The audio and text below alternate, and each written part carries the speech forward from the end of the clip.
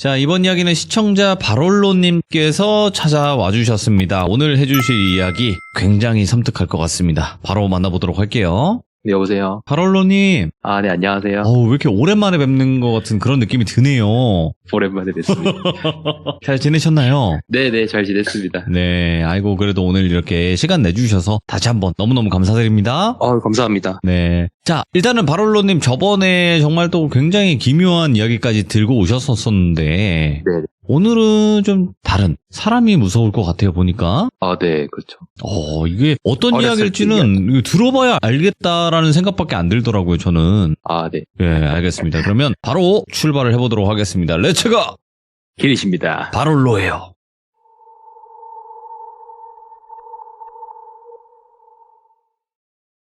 이 이야기는 저희 아버지 가게에서 제가 겪었던 이야기거든요. 네. 요게 가게 위치라든지 이런 게 일반적이지 않아서 제가 초반에 조금 이렇게 사전 설명처럼 빌드업이 좀 필요해요. 그래서 다른 사람 사는 얘기 듣는다고 생각하고 한번 들어봐 주세요, 처음에.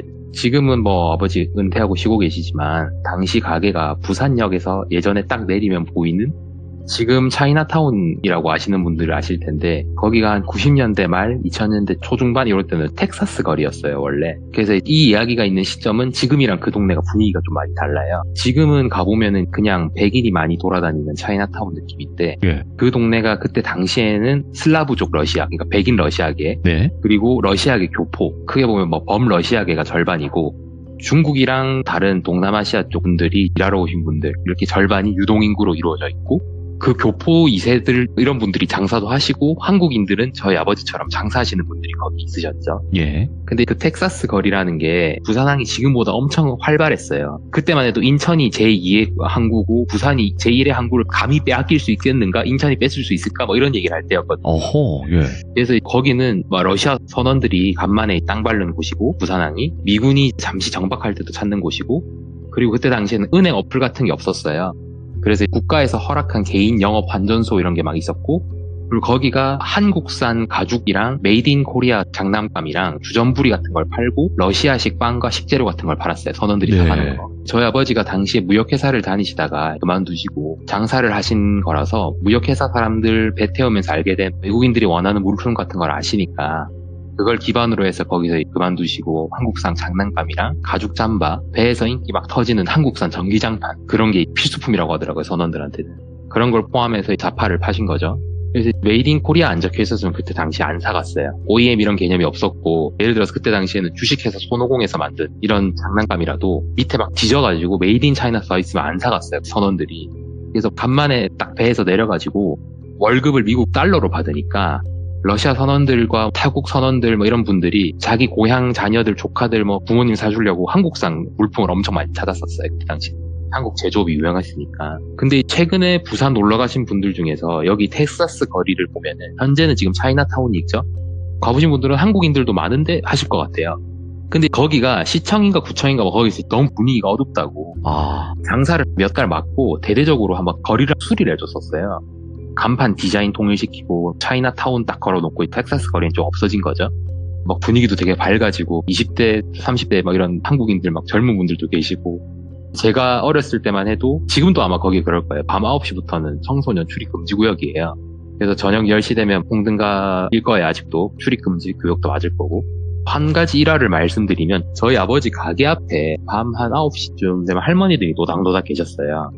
제가 가게에서 일을 많이 했었으니까 인사를 하면 이 땡땡 가게 아들내명이 잘 지내냐 어디 갔다 오냐 이러던 할머니셨는데 제가 고등학교 때 입시 준비해야 되니까 고1 때까지만 아버지 가게에 일을 돕고 고2 때부터는 야자를 하고 이러니까 2년 만에 거기를 아버지 가게에 또 일하러 간 거죠. 그 할머니들한테 인사하려고 안녕하세요 이러니까 할머니들이 쉬었다가 이러시는 거예요. 그래서 제가 할머니 저희 땡땡 가게 아들이에요 이러니까 아이고 많이 컸다 니 왜 이렇게 안 하는 너 너가 혼자 힘들겠더라 이러면서 스몰 토크를 하시는 거예요. 알고 보니까 그 할머니들이 이제 호주라고 하는 존재들이더라고요. 그때도 아버지께 놀래가지고 말하니까 아버지가 몰랐냐? 이러시더라고요. 저는 그냥 일관성 있게 저녁 때만 나오는 할매들인 줄 알지 그런 줄 몰랐거든요. 지금 생각해보면 러시아계 마피아 손님들이 많았어요. 주기적으로 오시는 손님들 중에서 물론 그냥 일반적으로 노동하시는 분들이 제일 많았고 한국계 마피아 손님들도 있었고 진짜 극소수로 허리춤에 총이 있는 분들이 있었어요. 제가 초등학교 어릴 당시에는 그냥 백인이나 혼혈 러시아계 이런 가죽 잠바 입은 아저씨들은 저런 피도 하는구나 이렇게만 알았어요, 저는 그때. 그러다가 이 동네가 조금 험한가? 이런 생각을 했던 게 추적 60분에 국내 불법 총기류 거래 장소로 텍사스 거리가 나오고 저희 아버지 가게 앞에서 거래하는 모습이 모자이크가 돼서 나오고 있더라고요.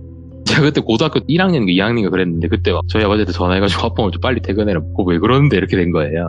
이제 막 러시아계 마피아들이 좀 있었어요. 근데 블라디보스토크 쪽에서 특히 막 한국계 마피아들도 좀 있고 하다고 하더라고요. 지금은 막 가면 좀 어색해요. 그 동네가 너무 밝아지고 막 카페 생기고 이래가지고. 근데 이야기를 슬슬 시작해보면 제가 어릴 때 손이 되게 야무지고 숫자가 되게 밝았어요. 지금도 금융 쪽 일을 하는데 초등학교 4학년 때부터 제가 본격적으로 거기서 진짜 약간 아버지 가게에서 아빠 가게에 놀러 온 애가 아니라 실제로 일을 했었어요. 예.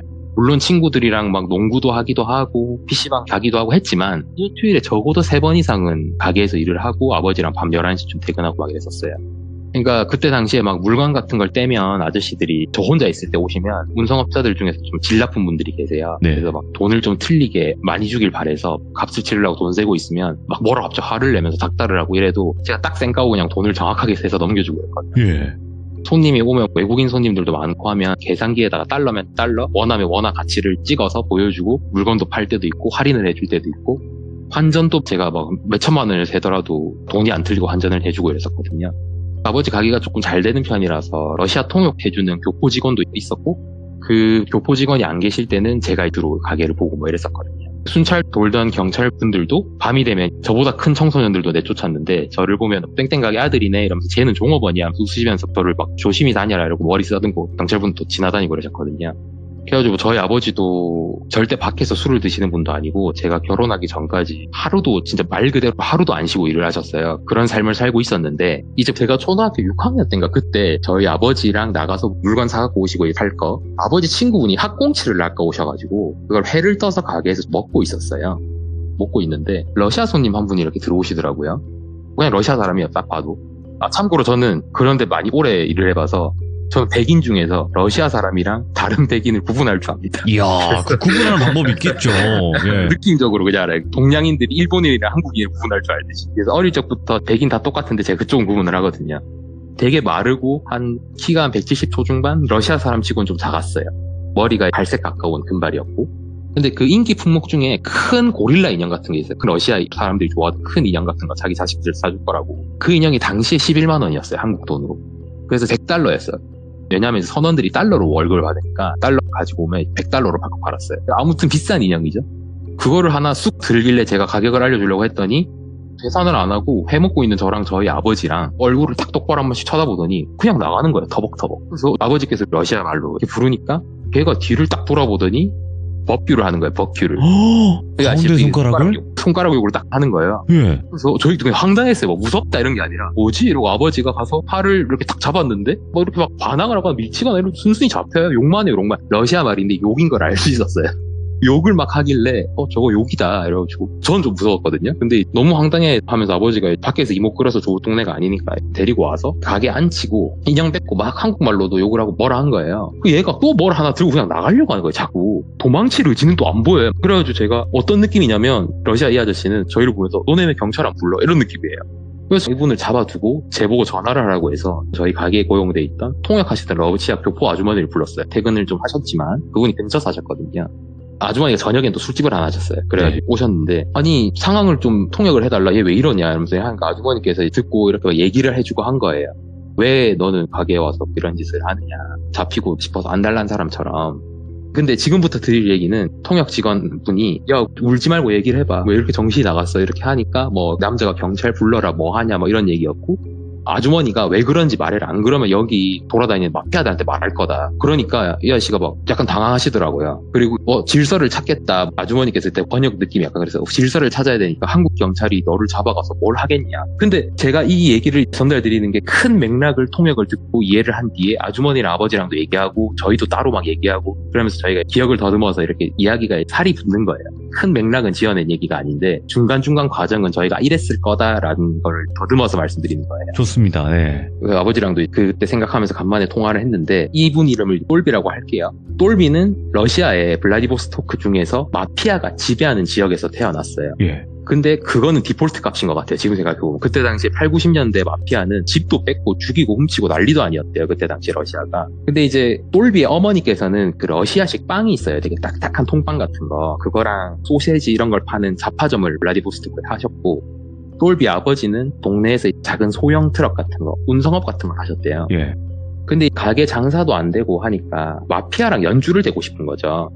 왜냐하면 여기 마피아들이 찾아주고 뭐 친하게 지내고 하는 것만큼 확실한 좋은 고객이 없으니까. 그래서 돌비 아버지께서 식료품 같은 거를 고기류 이런 거를 마피아들이 노는 바 같은 데 갖다 주거나 공짜로 술을 선물하거나 이런 식으로 좀 했고, 그 마피아 일원 중에서 보스급은 당연히 아니겠죠. 한국에도 있는 뭐 그런 블라디보스토크 지역이니까. 근데 그런 중간자들이나 하수인 정도들이랑 친하게 되었고, 실제로 장사에 좀 도움이 됐대요. 운송업도 몇 개 고정으로 일을 줘서 할 수 있었고, 근데 그런 일을 하다 보면은 좀 대가가 따르는 법이죠. 그래서 마피아 하수인들 몇이랑 중간쯤 돼 보이는 하수인들의 보스 정도 되는 사람들이 하루는 부탁을 들어주겠냐 뭐 이런 식으로 얘기한 거예요. 돌비의 아버지한테. 그래가지고 뭐냐 뭐 말만 해라 뭐 우리가 너의 은혜를 잊고 있는데 이렇게 얘기를 하니까 큰 포대자루를 들고 왔답니다. 누가 봐도 이건 좀 X다 싶은 포대자루를. 그래서 돌비 어머니가 패닉에 걸린 거죠. 겁에 질려있고 막 돌비도 엄마 일 돕다가 아빠한테 어쩌지 이렇게가 된 거죠. 그래서 돌비 아버지가 엄청 고민을 하다가 경찰을 불러서 신고를 했대요. 근데 경찰이 딱 오더니 감자자루를 보고 무슨 개소리를 하는 거야 막 이러면서 개자식이라면서 뭐 이런 식으로 욕을 막 했대요. 경찰이 열어보지도 않고 그냥 자루를 보고, 그러고는 막 누가 맡겼는데 네가 증거 있어? 뭐 네 거 아니야? 네가 나쁜 짓 한 거 아니야? 이러면서 막 화를 냈대요. 그래서 아니다 이렇게 하니까 경찰은 그냥 막 욕만 하고 가더래요 그냥. 그리고 다음 날에 경찰들이 들이닥쳐서 아버지를 연행해 갔대요. 너네 가게에 남자가 있네? 신고받고 왔다 이렇게 와가지고. 그러니까 저희 생각에는 돌비 아버지가 신고를 한 걸 마피아가 알고 뒷돈 주는 경찰한테 역신고를 한 거죠. 그 가게에 남자가 있다 이런 식으로. 과정이야 뭐 여러 개가 있었겠지만 돌비 아버지가 안방에 잡혀 들어갔대요. 그리고 이제 돌비 어머니랑 단둘이 된 거죠. 마피아들이 배신자 쥐새끼라면서 그 가게를 착취를 했다고 해요. 하수인들이 와가지고 막 물건 그냥 가져가고 엄마 밀치고 욕하고 막 난리였대요. 그래서 이 돌비가 그 중에서 는 진짜 엄마를 죽일 것 같다 싶은 마피아 하수인보다 조금 한 단계 높은 그런 사람 하나를, 엄마를 진짜 지켜야겠다 싶어가지고 몇 날 며칠 그 사람을 따라다니면서 혼자 일대를 계속 노렸대요. 그 사람이 예를 들어서 술에 취해가지고 노상방뇨를 하고 있든 혼자 무방비 상태가 될 때 기다려서 죽였다고 했어요. 그때 당시에. 그래가지고 엄마한테 와가지고 엄마 걱정하지 마 내가 그 죽였다라고 하니까 돌비 어머니께서 얼굴이 파래지더니 우리 떠나야 된다 이렇게 된 거죠. 그래서 가게를 다음날부터 수소문을 해서 진짜 말도 안 되는 가격에 넘기고 그 돈을 전부 다 써서 최대한 빠른 시일 내에 러시아를 떠나는 상선에 선원증을 만들어가지고 아들을 태웠대요. 저희 아버지가 장사하시기 전에 무역회사에서 상선에 사람 태우는 선원관리직을 하셨거든요. 그러니까 배를 타려고 하면 그냥 저 탈게요 이런다고 타지는 게 아니고 기술이 있거나 기술직을 보조를 하거나 몸을 쓰는 경력직이거나 이런 게 있어야 되는데, 지금은 우리나라 사람 중에 배 타야지 이런 사람이 없지만 7, 80년대만 해도 서로 막 배 타려고 했었고 뒷돈을 주고 타는 경우도 있었대요. 한국에서도.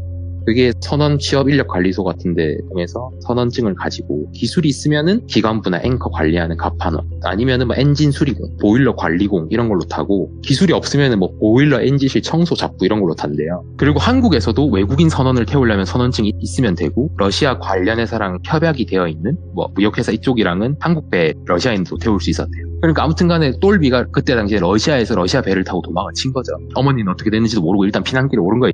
그렇게 막 선원 생활을 하시다가 부산항에 온 건지 아니면 첫 방에 부산항에 내린 건지 그건 저도 모르겠는데, 돌비가 부산항에 내려가지고 엄마한테 전화를 해야 될 거 아니에요. 국제전화 카드라고 있어요. 지금도 그거 팔아요. 그 전화 카드 같은 걸 사서 뭐 띠띠띠띠 해가지고 어디 전화를 하면 등록을 해서 어디 끌어가지고 뒤에 비밀번호를 누르면은 통화를 하게 주거든요.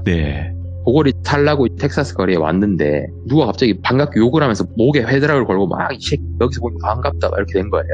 엄마한테 전화해야 되는데 바쁜데 미치겠네 이렇게 하면서 보니까 자기 집이 한창 마피아 하수인 노릇하고 있을 때 중간급이랑 잘 지내고 하수인들을 알고 이럴 때 고려계라고 하는 한국계죠. 한국계 러시아인들 중에 한국계 마피아 아저씨가 자기한테 막 반갑다고 한 거죠. 근데 자기가 죽인 사람도 이 사람 패밀리거든요. 그러니까 지금 이탈리아 마피아 생각하면 약간 중절모에 뭐 무뚝뚝한 인상에 이탈리아의 순수 혈통만 마피아가 될 수 있고 이렇게 되지만, 그때 당시에 러시아 마피아들 생각하면 그 사람 되게 인상 좋아 보이고 유쾌해 보여요. 사람 심지어. 뭐 화를 내거나 이런 일도 잘 없고, 근데 가끔씩 이상할 때가 있죠. 근데 돌비가 막 당황해서 어버버 하니까 이 아저씨가 기분이 나빴던 거예요. 너 왜 안 반가워? 뭐 죽고 싶냐? 내가 러시아 가면 너네 엄마 못할까? 이러면서 그런 얘기를 했대요. 분노 조절 장애지 완전히. 그러니까 얘가 놀래가지고 아니다 이제 저 놀래서 그랬어요 하면서 저는 배를 탄다 요즘에 하니까 뭐 돈 많이 벌어라 이러면서 나도 고향에 전화해야겠지 니 보니까 생각난다 하면서 내일 같이 아침 먹자 이러면서 몇 시에 어디로 나오라고 했대요. 똘비는 이게 너무 두렵잖아요 사실. 그래서 이 똘비가 계획이라고 떠올린 게 이 아저씨가 전화를 엄마한테 해서 도망치라고 하고 자기는 한국 경찰한테 잡혀가는 게 계획인 거예요. 그래서.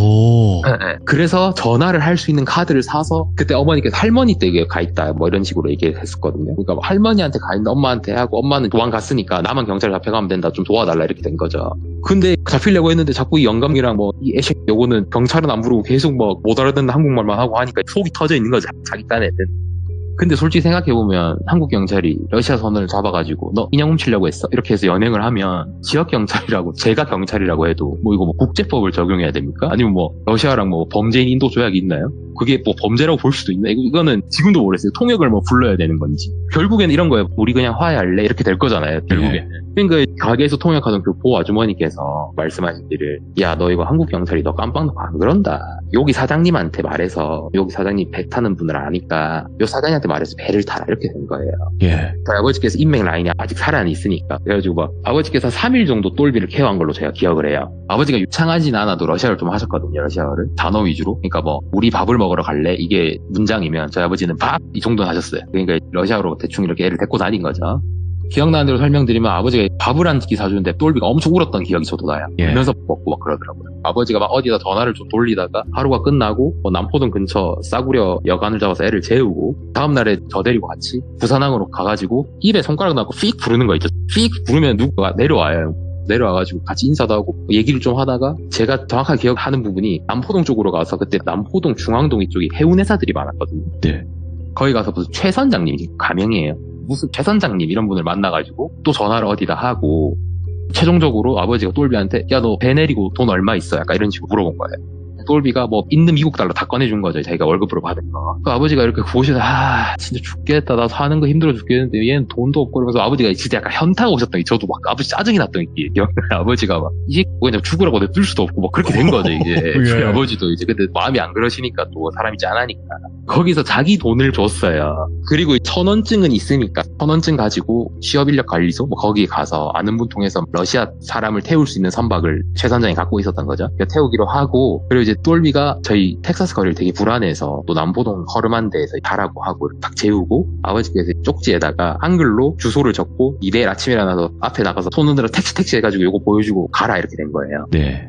그래가지고 또 똘비가 떠나게 됩니다. 그러고 나서 좀 시간이 지나야 저도 열심히 아버지 가게에 일하고 돈 버는 재미도 있었고 장사 안 되면 슬픈 기억도 있고 여러 개 있었는데 근데 그때 당시에는 검은 가죽 자켓을 입은 사람들은 대부분 조금 그쪽이었어요. 검은 자켓을 입고 인상이 안 좋으면서도 뭔가 여유가 있어 보이는 분들은 그쪽이었어요. 뭘 좀 사더니 저희한테 이렇게 얘기를 해요. 아버지한테. 러시아 교포 특유의 그 악센트로 사장님 한국 사람이라고 우리 못 건드리는 거 아니에요. 도와준 똘비 죽었어요. 이러는 거예요. 사장님 이런 일 끼는 거 아닙니다. 이렇게 딱 얘기를 하시고 그때 당시 아버지는 화가 나셨어요. 내가 딱해하고 밥이나 먹이고 좀 보내놨더니 그걸 그렇게 죽었다니 아니 그딴 소리를 하냐고 아버지 막 화를 내셨어요. 아저씨가 막 웃더니 걱정 마 내가 아저씨 걱정하라고 하는 얘기 아니야. 그냥 그런 애들 돕지 말라고 하는 거야 라고 하면서 제 얼굴을 주먹으로 2번 툭툭 치고 이렇게 아버지한테도 인사하고 나가더라고요. 그런 이야기입니다. 똘비가 죽었다는 게 사실인지 아닌지는 모르겠는데 제가 그런 사연이 있어서 제가 현실 공포라고 말씀을 드리면서 제보를 하게 됐어요. 아니 근데 진짜 바롤로님 와 마지막에 소름 쫙 끼치네. 저는 그냥 이렇게 해서 해피엔딩인 줄 알았거든요. 그냥 그러려니 그렇게 해서 잘 도망가서 잘 살겠거니 했어요. 저도 그냥 잊고 살았는데 이름도 모르잖아요. 아무튼간 지금 똘비라고 했지만 누구 얘기하는지도 몰라요. 저희 아버지도 그렇고 그러다가 아버지가 생각해보니까 이렇게 된 거예요. 그런 짓을 왜 하냐 그때 당시 한 30대쯤 돼 보였거든요. 근데 백인이니까 좀 더 사가 보인다 치면 20대 중후반쯤 됐겠죠. 그런 애를 왜 그러냐 하면서 아버지가 막 뭐라 하시니까 제 얼굴을 두고 탁탁 치고 가시더라고요. 그 뜻은 뜻은 모르겠어요. 열받아서 그냥 깽판 칠 순 없고 그냥 이 아들내미나 한 대 때린 건지. 좀 다르게 생각을 해보면요.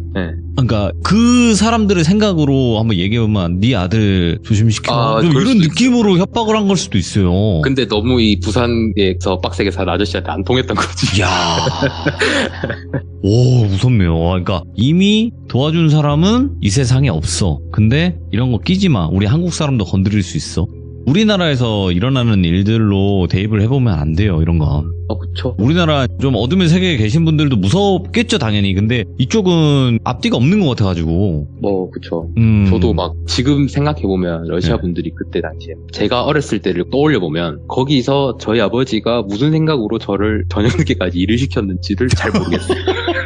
사는 게 그냥 데리고 있는 걸 좋아하셨어요. 그냥 아버님의 입장에서는 아유 사내놈이 좀 강하게 커야 돼. 좀 이런 게 있으셨을 것 그런 같아요. 것도 있고 원래 네. 아들은 아빠 일을 돕는 거야. 약간 그런 것도 있어요. 아 그럴 수 있는 거죠. 네, 어차피 나중에 이어받아라 좀 이런 느낌일 수도 있는 거고. 저희 아버지께서는 네. 진짜 막 저한테 성적으로 물어보신 적이 없어요. 평생 살면서 막. 나중에 공부를 좀 했었을 때가 있었거든요. 그때는 예. 막, 너 공부 좀 하네? 약간 놀래고 막 엄마가 좋아하시고 엄마는 알고 계시니까. 제가 고2 때도 가게를 안 나왔던 게 그 교포 할머니 분 중에 하나가 저희 결혼식 때도 오셨던 할머니 계시는데 그때는 아주머니시죠. 그때 아주머니께서 저희 아버지한테 애 장사치 만들 거냐고. 애 지금 고등학교 갔는데 진짜 이렇게 계속 이 가게에서 일하고 평생 장사치 만들 거야? 이러면 아버지는 엄청 뭘 하셨어. 저 있는 데서. 아버지가 막 생각해보니까 그런 것 같다고. 그러면서 이제 일하지 말라고 공부만 하라라고 뭐 이렇게 했었어. 아니 뭐 장사가 나쁜 건 아니니까 장사할 수도 있는 거고요. 그거 사업이니까 결국에. 근데 이제 그때 어르신들이 보기에는 이거 비하하는 게 아니라 그때 당시 너무 어르신들이 고생하니까. 너무 고생한다 이런 거죠. 네 아들도 고생 시킬 거냐 좀 이런 느낌으로 다. 맞아요. 예, 어르신 분들이. 예. 자 오늘 바롤로님 마지막 그 발언을 듣고 너무나 깜짝 놀랐어요. 저는 그냥 그런 무서운 삶을 살았던 그 러시아 마피아의 이야기를 들었었겠구나 했는데 이게 더 무섭네요. 예. 와. 저도 어렸을 때 생각해보면 무서웠던 적은 몇 번 많이 있는 것 같아요. 앞으로 뭐 바롤로님이 자주 와주실 거라고 저는 믿어 의심치 않고요. 그리고 이야기 풀어주시는 거는 워낙 잘 풀어주시니까 뭐 그것도 믿고 듣습니다. 네. 아니 제가 얘기를 하고 와이프가 너무 긴장을 많이 해서. 아내분께서 긴장을 하신다고요? 왜 저희 와이프가 오빠 얘기하고 있을 때 네. 막 사람들이 악플 달면 어쩌지 이러면서 나 못 보겠어 못 듣겠어 이러면서 계속. 바롤로님은 워낙 네. 말씀 말씀 잘하시니까 그런 걱정 하덜덜 마세요. 감사합니다. 감사합니다. 고맙습니다. 네 감사합니다 돌비. 네. 아내분께서 혹시라도 나쁜 글이 있으면 어쩔까 또 이렇게 걱정하시면서 채팅창 살짝 보셨을 것 같아요. 근데 제가 모든 시청자분들 모든 시청자분들에게 말씀을 드리면 아무리 잘해도 악플을 쓰려면 써요. 예, 그러니까 거기에 너무 이렇게 생각하지 마시고 좋은 글을 써주시는 분들의 글을 더 많이 보시는 게 건강상 정신 건강에 더 좋다라고 말씀을 드리고 싶습니다. 그냥 뭐 걸리적거리면 악플 쓰는 게 유튜브 세계니까요. 너무 걱정하지 마시고 지금 오늘 바롤로님의 현실공포 굉장히 섬뜩한 이야기였고 처음 들어보는 이야기였습니다. 네, 듣기가 굉장히 힘든 그런 이야기가 아니었나 생각을 하게 됩니다. 시청해주신 모든 분들 감사드립니다. 고맙습니다.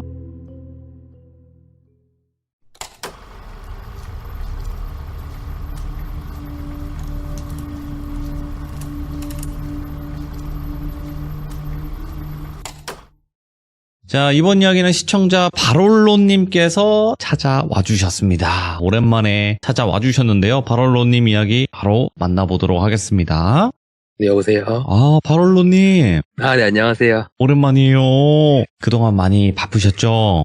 좀 정신이 없었네요. 제가 오늘 사실 이거 하는 걸 좀 약간 깜빡하고 있다가 지금 어이구야. 라디오 방송을 계속 듣다가 지금 아차 싶어서 빠르게 지금 휴게소에 들어와서 네, 원래 그럴 수 있어요. 너무 바쁘면. 네. 깜빡했어요. 오늘 깜빡. 다행이네요. 예, 뭔가 하면서 다시 이제 현실로 돌아오신 것 같아요. 맞습니다. 네. 자, 오늘 바롤로님께서 해주실 이야기 빠르게 한번 그러면 출발을 해보도록 하겠습니다. 렛츠고! 길이십니다. 바롤로예요.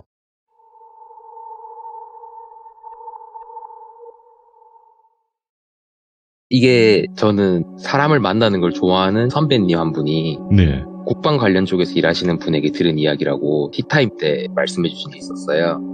제가 그 선배님께서 돌비 채널 가입을 안 해서 라이브는 제가 한 걸 들어보신 적이 없지만 운전하실 때나 이럴 때 라디오처럼 잘 들으신다고 하더라고요. 제가 얘기하신 건 아시거든요. 그래서 뭐 그 얘기 해주시면서 너 다음에 이거 제보하라고 하시면서 해준 얘기고, 근데 이게 간첩 얘기예요. 방첩 관련된 이야기예요. 그러다 보니까 제가 최대한 좀 가리고 각색을 좀 해서 말씀을 드릴게요. 어떤 나라인지 특정해서 말씀을 안 드릴게요. 이야기 시작하면 어떤 나라에 경찰관 한 분이 계시는데 경찰관 분의 아버지가 좀 다혈질이신 것 봐요. 그래서 벌금이 좀 끊겼는데 화가 머리 끝까지 난 아버지가 교통과에 찾아 들어와서 내 아들도 경찰이라면서 뭐 그래 큰일이라고 벌금을 매기냐고 화를 내고 난리를 치신 거예요. 경찰아들이 소식을 듣고 놀래가지고 이제 후다닥 아빠한테 가서 아버지 이러지 마세요. 미치겠다 아빠 때문에 이러면서 그런 얘기를 하고 그 경찰서에서 담배 피는 장소도 아니고 쉬는 장소도 아니고 아무튼 아무도 안 오는 그런 구석진 곳에 아버지를 모셔가서 다그치고 있었대. 아빠 왜 이러냐. 이러지 좀 마라. 이런 식으로 아빠 방질 좀 죽이고 막 이런 얘기를 하고 있는데 그 공간의 구석 쪽에 누가 인위적으로 올려놓은 것 같은 벽돌이 있었대요. 빨간 벽돌이. 예? 사람이 없는 데서 이야기를 하려다 보니까 뭐 그런 데까지 가게 됐는데 그래서 그 벽돌이 조금 너무 이상하게 인위적으로 올라가 있어서 경찰분이 뭐야 이거 이렇게 들어보신 거죠. 근데 그 밑에 편지 봉투가 하나 있더래요. 근데 그 종이에 예를 들어서 뭐 RIJVS 이런 식으로 단어가 되지 않는 영어 단어들이 쭉 적혀 있더래요. 알파벳들이. 그래서 이제 당시에 그 해당 국가가 방첩 관련해서 좀 예민한 시기라 가지고 혹시 암호일 수도 있다 뭐 이런 생각을 그냥 가볍게 가지고 거기가 수도에서 좀 큰 경찰서라서 그 경찰은 그 쪽지를 배경을 미국으로 지금부터 뭐 그냥 설정을 해보면 네. 뭐 예를 들어서 FBI 암호 분석팀 같은 데 신고를 하게 됩니다 이거를. 근데 그게 FBI 분석팀에서 분석을 해보니까 비겐르 암호 방식을 쓴 암호라고 실제로 판결이 나와요. 비겐르 암호라고 하면 이게 그냥 뭐 간단하고 복잡하지도 않더라고요. 제가 뭐 간단하게 예를 들면 비겐르 암호가 예를 들어서 알파벳이 26개면 A를 0으로 치고 마지막 숫자인 Z를 25로 숫자로 바꿔요. 오. 그래서 헬로우면 H가 7, E가 4, L이 11, O가 14 이렇게 되는 거죠. 아, 네. 그리고 이걸 풀 수 있는 열쇠 암호를 하나 더 정해요. 그럼 이 열쇠 단어를 뭐 열쇠 그 자체의 키라고 하면 키라는 단어는 K가 10, E가 4, Y가 24입니다.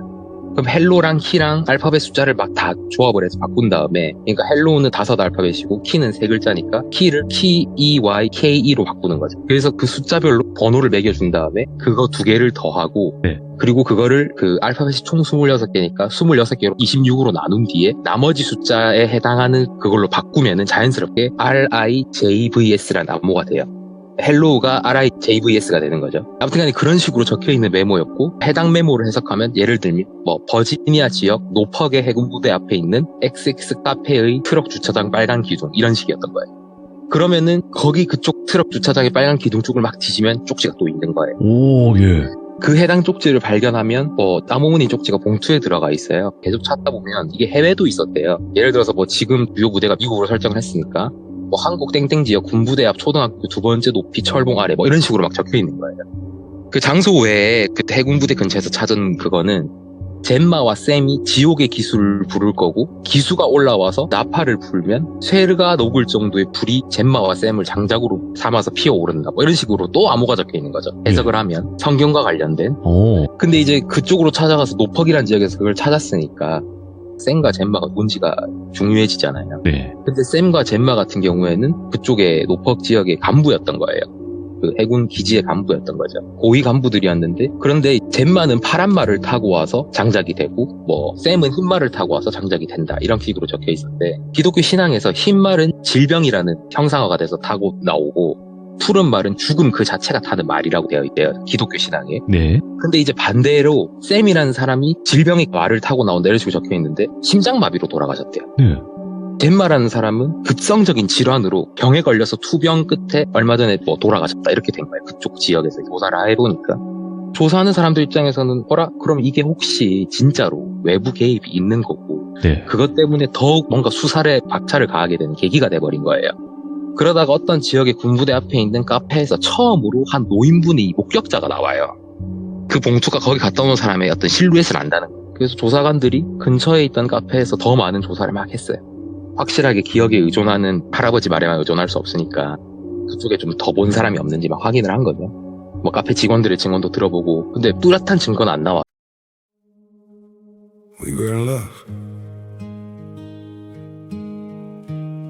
that never meant to stay. Some things are real even when they fade.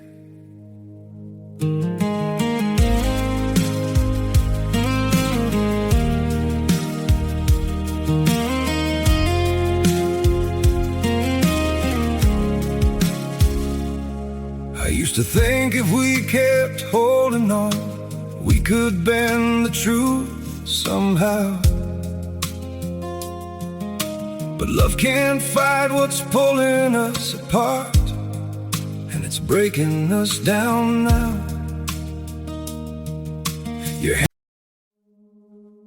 we were in love that never meant to stay. Some things are real, even when they fade.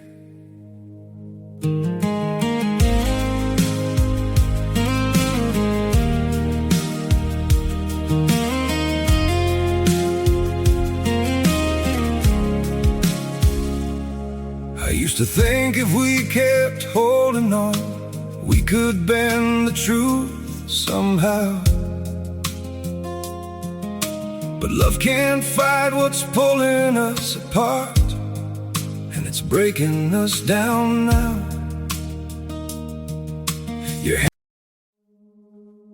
We were in love that never meant to stay. Some things are real, even when they fade.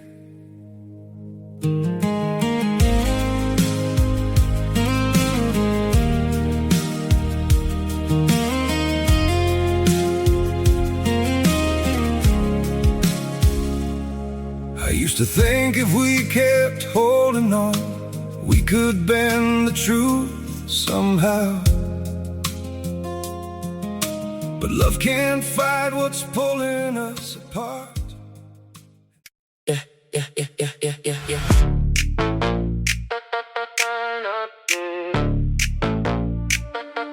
You walking with that grin, I slide my chair closer.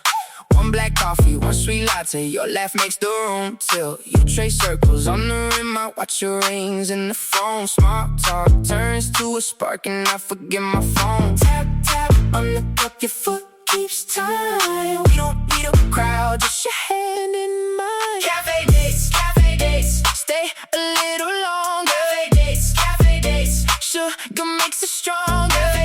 Cafe dates, tell me what you taste. Cafe dates, keep me in that place.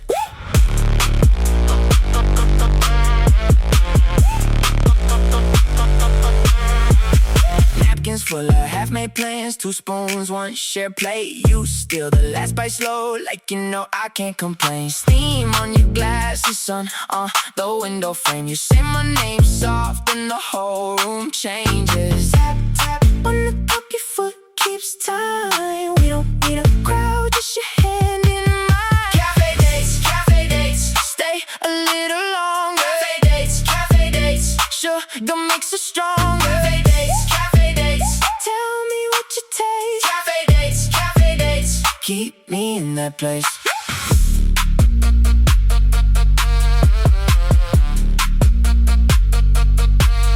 When the track comes down, we don't move fast. We linger in the doorway like we want the hour back. Cafe dates, stay a little longer. Cafe dates, sugar makes us strong. Cafe dates, tell me what you taste. Cafe dates, keep me in that place.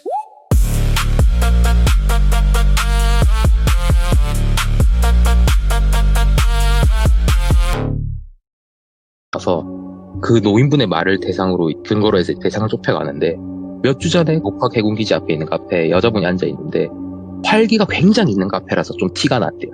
혼자서 꽃깃을 세워서 얼굴을 좀 가리고 있고 말수가 적고 막 주변을 둘러보더래요. 계속 주변 사람들이 좀 불편해할 정도로. 그 조사관들이 점점 층원이 되고 해서 그 여자가 간첩일 수도 있다, 이런 암호문을 받고 우리 국가의 어떤 군인이 사고사가 아니거나 병사가 아닐 수 있다, 이런 생각을 하게 된 거죠. 그래서 그 노인의 증언을 토대로 해서 그자가 남긴 편적들을 막 추적을 하다가 조사관들이 주변 탐문을 더 해요. 그래서 막 더 다른 상가, 군사기지 근처 다른 장소들을 막 뒤지고, 그러다가 또 다른 암호 편지를 발견하게 되고 거의 막 확신이 돼가는 거죠. 암호 같은 경우에는 군사정보와 관련이 있을 수 있는 것으로 해석할 수 있었어요. 네. 그 조사관들은 그 암호가 실제로 애매했음에도 군사기지의 보안 시스템에 대한 정보를 담고 있다고 점점 확신을 하게 되는 거예요. 이 암호가 해독이 되면 국가기밀이 유출될 거다, 이런 생각을 계속 하게 되는 거죠. 오호. 그 암호가 의미하는 바를 완전히 파악하기 전까지는 이걸 외부에 알릴 수도 없었어요. 그런 사람들이 없어질 수가 있으니까. 근데 그 지역은 최근에 그 사람이 다녀간 곳으로 보여요. 왜냐면 그 할아버지 증언도 그러셨고. 네. 경찰들이 이제 사복을 입고 돌아다니면서 외진 곳을 찾고 뒤지면서 드디어 다음 장소가 적힌 쪽지를 발견을 해요. 뭐 군부대 주변 녹화 영상 같은 것들을 통해서 대략적인 행상착이랑 사람이 하나가 아니라 둘일 수 있다 정도를 파악을 해요. 네. 쪽지를 두고 간 사람이랑 확인하러 온 사람이 있다, 이 정도를 알게 된 거죠.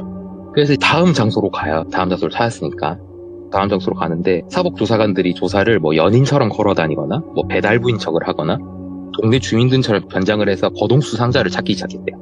그러다가 꽃깃으로 약간 광대뼈 아래까지 조금 가리고 모자를 쓰고 있는 행동이 수상한 여성을 발견을 하게 돼요. 그래서 그 사람을 뒤를 쫓는 거죠. 네.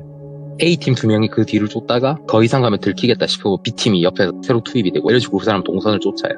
그 여자는 뭐 그때 당시 말씀해 주시는 게 어떤 느낌이었냐면 20대 중반 정도고 긴장하면서도 능숙해 보였다, 그렇게 표현이 됐대요. 근데 그 여자가 외진 곳을 딱 들어갔다가 나오니까 종업원으로 위장한 조사관이 그쪽 가서 확인을 했답니다. 근데 쪽지가 있었대요. 근데 여기서 중요한 거는 그 사람을 바로 체포하는 게 아니라 그걸 확인하러 오는 누군지를 확인을 또 해봐야 된다는 거죠. 이제 저녁이 되고 다른 옷을 입은 동일한 여성이, 그러니까 그 여성인데 다른 옷을 입고 와서 쪽지를 확인했대요. 그리고 그 쪽지를 그대로 두고 떠났대요. 요거는 그 사람이 종이 쪽지가 들어있는 봉투가 잘 있는지 확인해서 들렀다고 생각을 하게 된 거죠. 계속 잠복을 하면서. 왜냐면은 자기 딴에는 외진 곳에 놔뒀는데 알고 보면 주기적으로 청소하는 지역일 수도 있으니까 한번 확인을 한 거다라고 생각을 한 거죠. 3박 4일 며칠을 지나도 그 쪽지를 다시 보러 온 사람은 없었대요. 그리고 그 여성은 기차역에서 행방을 놓쳤다고 합니다. 좀 황당하게 된 거죠. 수사 초기처럼 온 동네를 또 막 뒤져요.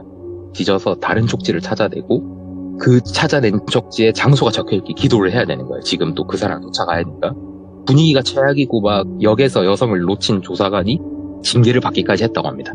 그러다가 군부대 식당 근처 쓰레기를 버리는 곳에서 다른 쪽지를 발견을 해요. 그 해당 쪽지에 적혀있는 지역으로 이동을 했습니다.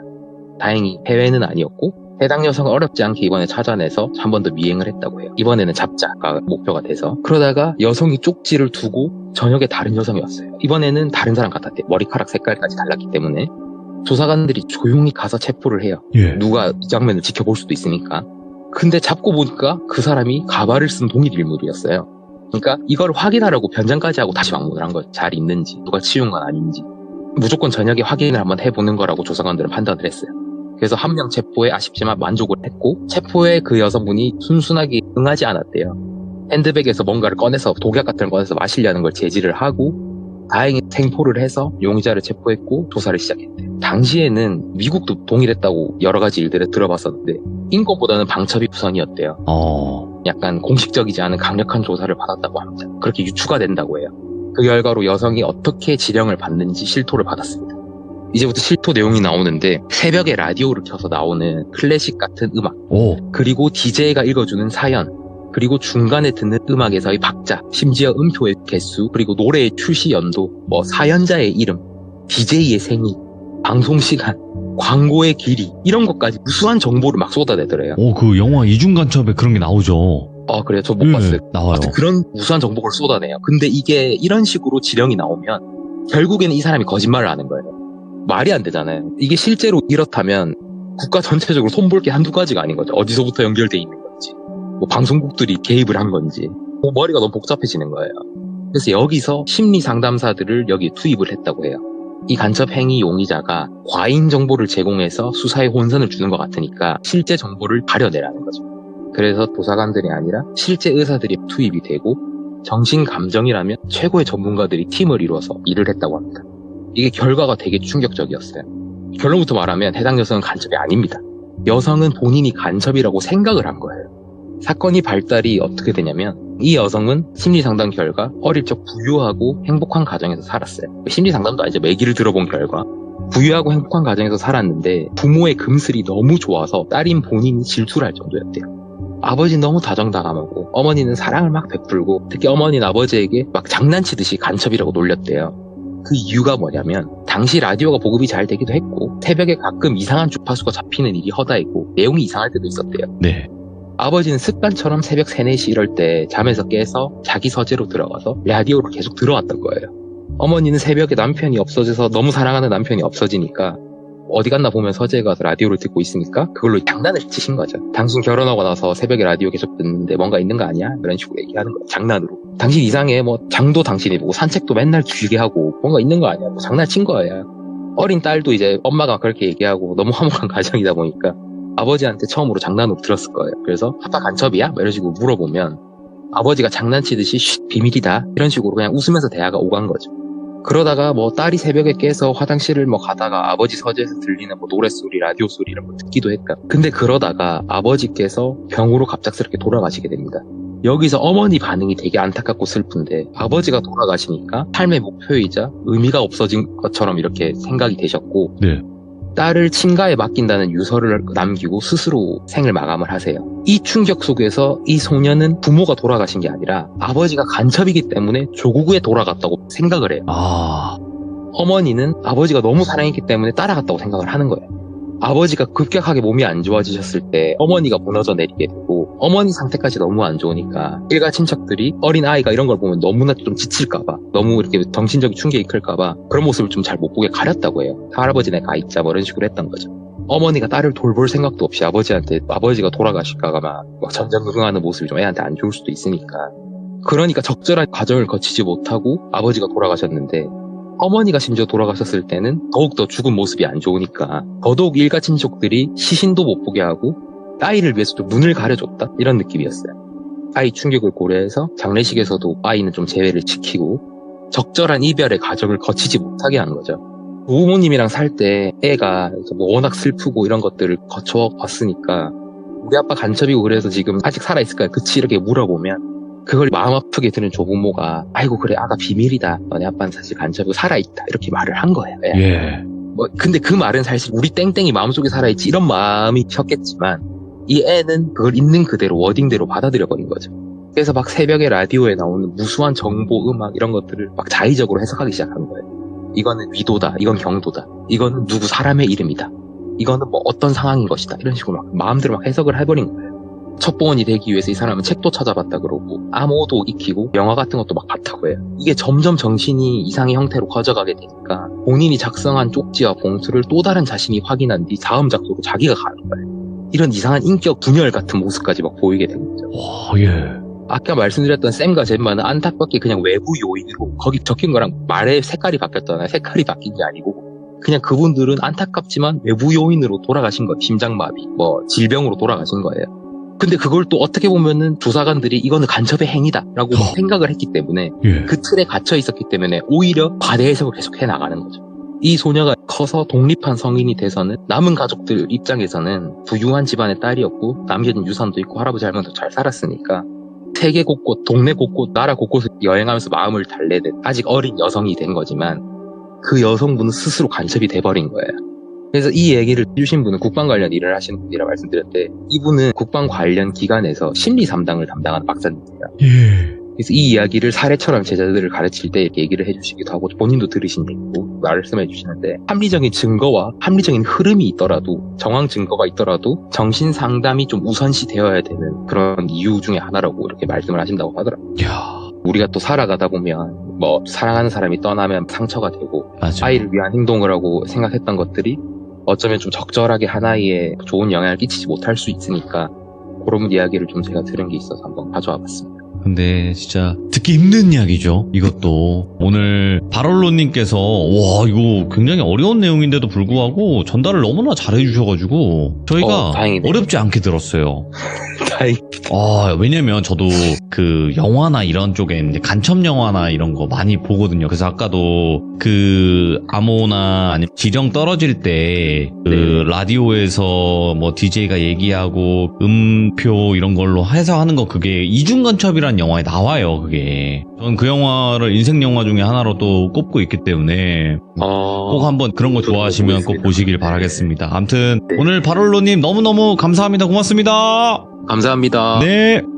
야, 어떻게 또 이런 이야기를 듣네요. 굉장히 안타까운 현실이기도 하면서 이런 일들이 지금 현재에도 있을 거예요, 아마. 과거에만 있진 않을 겁니다. 그래서 저도 이런 장르나 이런 영화나 이런 것들을 많이 보고 이런 다큐 같은 것도 많이 보거든요. 혹여라도 여러분들께서 또 관심 있으시면 이런 영화들도 찾아볼 수 있고 다큐도 찾아볼 수 있습니다. 그렇게 해보시면 좋을 것 같고 여러분들의 생각을 댓글로 꼭 남겨주시길 바라겠습니다. 감사합니다.